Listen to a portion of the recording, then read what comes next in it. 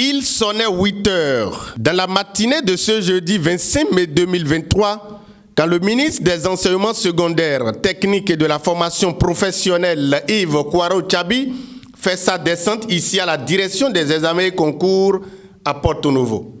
L'objectif, s'assurer du niveau technique et administratif des préparations de l'examen du brevet d'études du premier cycle BEPC ici à Porto Novo. La DEC est honorée de recevoir ce matin la visite de Monsieur le ministre qui est dans nos murs pour s'enquérir du niveau d'évolution des préparatifs dans le cadre de l'organisation de l'examen du BEPC session de 2023.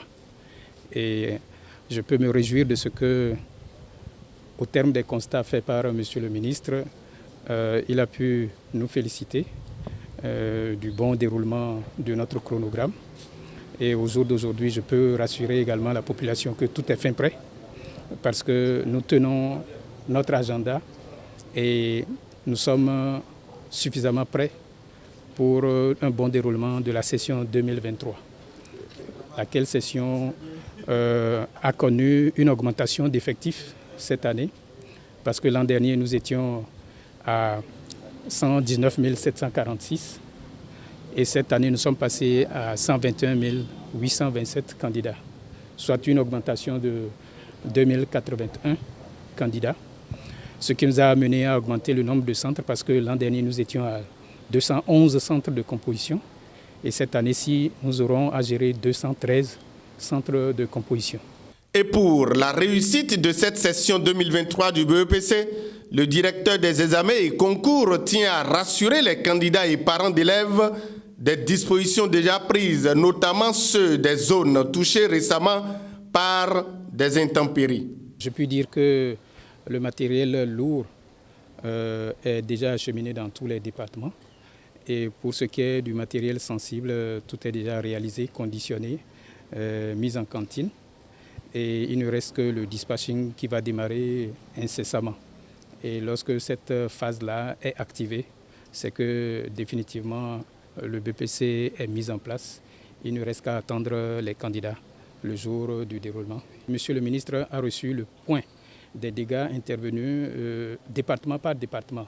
En fait, il y a quelques départements qui ont tenu la une de la presse, mais beaucoup de départements ont été impactés, qui ont régulièrement fait le compte-rendu à l'autorité, et suite à quoi nous avons été instruits par l'autorité pour, dans la mesure du possible, envoyer des délégations sur le terrain, nous enquérir de la gravité de la situation.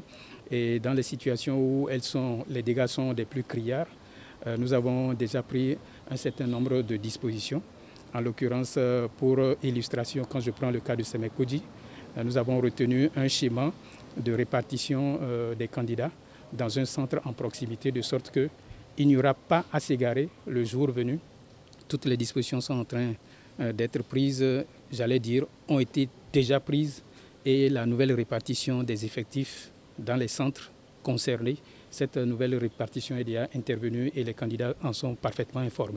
Il est important de faire une certaine clarification pour motiver les candidats car c'est le dernier format de BEPC baptisé transitoire qu'ils vont composer.